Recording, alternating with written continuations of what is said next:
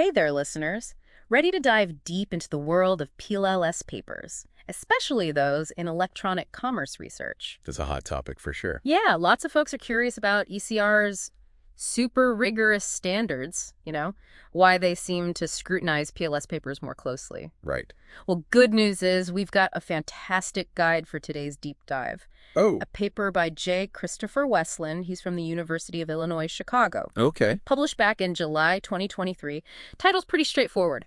PLS papers.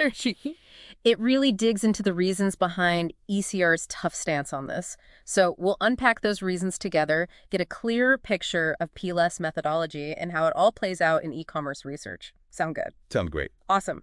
Now, one thing that really jumped out at me when I first started reading this paper, PLS, it's not exactly a new kid on the block. You're telling me. It goes all the way back to the 1930s. Yep. It's got a surprisingly long history. Can you believe that? 1930s. What were they even using it for back then? Genetics research, actually. Genetics. Wow. Yeah, they were studying how genes, those hidden components, how they influence observable traits. Fascinating. I mean, the technology back then. No, totally different world. Imagine those researchers huddled over their desks with just pencils, paper, and maybe an adding machine if they were lucky. It's mind-blowing to think about the computing power we have now. Talk about a game changer. So, genetics in the 30s. How did PLS make the leap to e-commerce? Well, it kind of had a revival in the 1980s, and this time it found its way into marketing research. Ah, marketing. Makes sense. Yeah, and that's when we start to see the emergence of what Westland calls the PLS paper paradigm. PLS paper paradigm. Okay. What's that all about? Basically, he's describing a certain pattern he observed in research, using convenient surveys for data, often relying on preset psychological models, things like the theory of reasoned action, or TAM, the technology acceptance model, then analyzing all that with PLS. Ah, I see. So kind of a package deal. In a way, yeah. And those preset models, Westland calls them dogma. And ECR, they're pretty cautious about this whole approach. Dogma, huh? That's a strong word. I can see why ECR might be hesitant if researchers are always starting from the same set of assumptions, the same models. Exactly. It raises questions about whether the data is truly driving the research.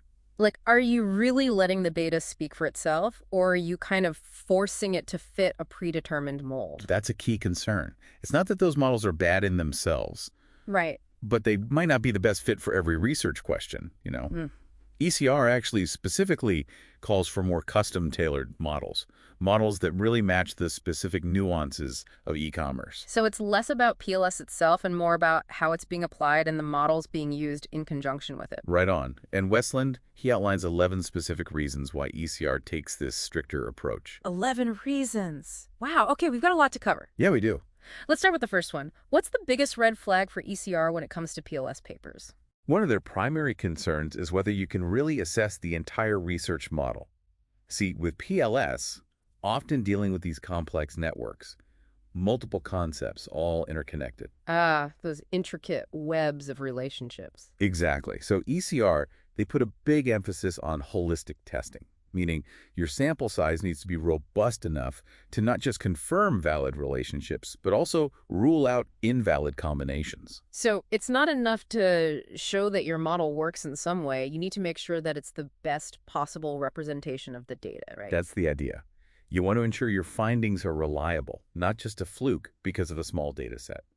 And this ties in directly with another concern, that potential over-reliance on those preset psychological models. Right, the dogma we talked about. ECR is basically saying don't just take these models for granted. Exactly. Even if they're widely accepted, doesn't mean they're always the best tool for the job. Makes sense. I guess if you're always starting from the same point, you might miss some important nuances. Like imagine using the theory of reasoned action, which was developed way back in the 1970s. To try and understand modern online shopping behavior. Yeah. Things have changed a bit since the 70s. A bit, yeah. It's like trying to understand how a smartphone works by looking at a rotary phone. Great analogy. So ECR is pushing for more tailored models, ones that are specifically designed for the research question at hand. You got it. And that connects with another point Westland brings up. This shift in focus from intended behavior to actual behavior. Okay, I see where you're going with this. Instead of asking someone, do you plan to buy this? You look at their actual purchase history. Exactly. And with e-commerce, we've got tons of real consumer behavior data. Online shopping platforms, browsing history, all that. Why rely on hypothetical intentions when you can analyze real choices? It's a data goldmine. So this focus on real-world data, that also impacts how you design your surveys, right? Absolutely. ECR, they've got high standards for survey methods. I can imagine. What are some common issues they see with surveys and PLS papers? Well, think about it. You've got a complex model, lots of interconnected concepts, often translates into super long surveys, tons of questions. Yeah, I've been there. Those never-ending surveys, they're a killer. You just lose focus after a while. Exactly. And it's respondent fatigue. It can totally skew your data. ECR stresses how important it is to design those surveys carefully. Okay, so length is one factor. Definitely. You've got to be mindful of how many questions you're throwing at people. And you also want to avoid leading questions, questions that might subtly push respondents towards a certain answer. Right, you want their genuine opinions, not responses that are influenced by the way you phrase the question. So it's not just about the quantity of data, but the quality of that data. 100%. And that leads us to another crucial aspect, sampling methods. Ah, sampling. Right. Making sure your study group actually represents the larger population you're trying to understand. Right. ECR raises concerns about convenience sampling in a lot of PLS papers. That's when researchers just grab participants who are readily available, like sending a survey to a specific email list. I can see how that might not give you the most accurate picture. It's like trying to understand an entire country's political views by only talking to people at one rally. Perfect example. And that's why ECR emphasizes random sampling. Right, where everyone in your target population has a fair chance of being selected. Exactly. It helps ensure that your findings are more generalizable. This is so insightful. I'm really getting a sense of why ECR is so particular about PLS papers. It's all about making sure the research is solid. It's not about being against PLS. It's about making sure it's used correctly and rigorously. We've only covered a few of Westland's 11 reasons, though. Just getting started. So much to unpack. What's next on Westland's list? Well, there's this idea that gets tossed around in some PLS circles called the Rule of 10. Rule of 10. Sounds familiar, but I can't quite place it. It's this guideline about sample size. It says you only need a sample size that's 10 times the number of constructs in your model. Oh, yeah. Okay, I remember now. So, like, if you have 5 constructs, 50 participants would be enough. Right. But I'm guessing ECR isn't a big fan of this rule. You guessed it. They push back on that pretty hard. Why is that? Well, they see it as a major oversimplification. ECR really stresses the need for robust sample sizes, especially for that holistic testing we were talking about. Makes sense. If your sample size is too small, you might miss some of those subtle relationships in the data, right? Exactly. Imagine trying to understand, I don't know, a whole rainforest ecosystem. Okay. But you're only looking at a tiny little patch of ground. You're going to miss the big picture, how everything interacts. I see your point. So sample size definitely matters. Big time. Now, what about the actual analysis of the data? Are there specific statistical measures that ECR is keeping an eye on? For sure. One that comes up a lot is Cronbach alpha. Cronbach alpha, yeah, I remember that one from my research methods class ages ago. It's a classic. It's all about making sure those survey questions are actually measuring what you intend them to, right? Right. So say you're trying to figure out customer satisfaction with an online store. You might have a bunch of questions about different parts of their experience. Website navigation, product variety, shipping speed, all that. Exactly. Yeah. So Cronbach alpha helps you check if all those questions are actually working together. Like, are they all tapping into that overall customer satisfaction concept? Exactly. Or are some questions kind of off on their own, maybe not measuring what you thought they were? So a high Cronbach alpha, that means your questions are all in sync, like a well-rehearsed choir. Perfect analogy. But here's the thing. ECR is really specific about how you use Cronbach alpha. Okay. They caution against using it to assess relationships between different constructs in a model. Oh, so it's for internal consistency within a concept. Within a concept, yes. Not for comparing different parts of the model. Gotcha. Each tool has its specific job. Like, you want to make sure all the ingredients in your cake batter are mixed properly, but you wouldn't use that same technique to check if your oven is preheated.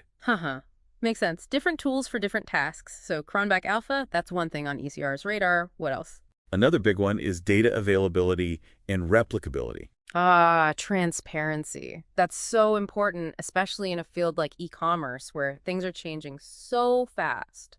You said it. ECR actually requires researchers to provide a data availability statement. Oh, wow. Really? Yeah. Basically being upfront about whether or not they'll share their data with other researchers. So others can try to replicate the findings. Exactly. It's all about transparency and being able to build on each other's work. Do researchers ever push back on that, the data sharing part? Sometimes. Sometimes they cite privacy concerns, which is understandable. Yeah. But there have also been cases where, well, when the data's been shared, turns out it doesn't fully support the original paper's conclusions. Interesting. I can see why ECR is so big on open data. It's all about creating a culture of accountability. Now, all this focus on rigor, does it extend to the statistical methods themselves? Oh, absolutely. Like PLS, is it always the right tool for the job? That's a good question. While PLS is great for exploring data and building models, kind of getting a feel for things, Yeah. ECR has some reservations about using it for hypothesis testing. Can you elaborate on that? I thought hypothesis testing was like the core of statistical analysis. It is, but different methods have different strengths. Fair. One thing about PLS is that it doesn't have strong fit statistics. Those are like mathematical measures that tell you how well your data matches the model you've created. So even if you get statistically significant results with PLS, you can't be totally sure the model reflects reality. That's a key concern, yeah. It's like you have a blueprint for a house. It looks amazing on paper, Okay. but then you find out the foundation isn't strong enough to support it. Well, that's a good way to put it. So PLS is helpful for exploring, for identifying potential relationships, but you got to be cautious about drawing definitive conclusions based solely on those results. Gotcha. Use the right tool for the right job. Exactly. And that brings us to another point Westland makes, the overall quality of some PLS papers, the motivation behind the research, how clearly the questions are articulated, and the technical execution. So it's about the whole package, not just the stats themselves. Right. Westland notes that with PLS tools becoming so accessible, user-friendly software, online survey platforms. Right. Makes it easier for more people to do this type of research. Which is great. But he's observed that this sometimes leads to submissions that are kind of weaker in some areas. I see. The tools are helpful, but they don't replace solid research design. You got it. It's like having all the fancy ingredients and equipment for a gourmet meal, but not knowing how to actually cook. Presentation matters. All right, so we've talked about data availability, hypothesis testing, the overall quality of the research. Anything else? One last thing ECR is pretty picky about, cyclic graphs. Cyclic graphs. Okay, now we're getting into the technical weeds. I know, but it's an important one. Think back to those preset psychological models we discussed. DRA, TAM, yeah. They usually present relationships as linear, one-directional. Okay. That's an acyclic graph, like a one-way street, information flows in one direction. Right. But sometimes you get models with loops, variables influencing each other in a circle. Oh, so more like a roundabout? Perfect analogy. Those Yeah. are cyclic graphs. In ECR, they're cautious about those. Why is that? It's tricky to establish clear cause and effect when you've got those feedback loops happening. So it's harder to say definitively this variable causes that variable. Exactly. It's not that these cyclic models are wrong, but you need extra strong evidence to back up any claims about causality. Okay, that makes sense. So lots for researchers to keep in mind. Oh, yeah. This has been incredibly insightful. I'm starting to really understand the ins and outs of PLS research and why ECR has these specific standards in place. Glad to hear it. But there's one more twist to this story. Westland ends his paper with a very interesting invitation. Oh, what's that? He acknowledges that his perspective might not be the only one out there. He actually encourages those who have different viewpoints to speak up, share their perspectives. That's great. It's not about shutting down debate. It's about keeping the conversation going. Exactly. It's all about fostering critical thinking and research. He's saying, hey, let's not be afraid to challenge the status quo. Exactly. Let's explore those alternative viewpoints. What are the strengths of PLS that maybe haven't gotten enough attention? How can we address some of the limitations that Westland points out? These are the kinds of questions that can really move a field forward. Absolutely. It's all about fostering a culture of critical thinking in research. Not just taking things at face value, but really digging deep, asking how and why, examining the methods we use, the conclusions we draw. So let's take a moment to recap our deep dive today. Started with those surprising origins of PLS. Back in the 1930s, genetics research. Who knew? Then we jumped to its use in today's e-commerce world, explored why ECR has those extra strict standards for PLS papers. We even touched on some potential alternative perspectives, right? Different ways of looking at things. Always good to consider those. And it's not just about PLS itself, is it? It's about broader principles of good science. Replicability, rigor, constantly questioning assumptions, those are crucial no matter what methods you're using. It's a reminder to stay curious, keep asking those questions, never stop learning, which, hey, if you're listening to this deep dive, you're probably already doing. For sure. And on that note, I want to leave you with a final thought. Remember how Westland ends his paper? He's basically saying, let's keep this conversation going, Yeah. inviting others to share their perspectives. Well, I encourage you to do the same. Think about what resonated with you today. What sparked your curiosity? What questions do you have about PLS or research methodology in general? Maybe even jot down some notes, do a little exploring on your own, see where it leads. That's a great idea.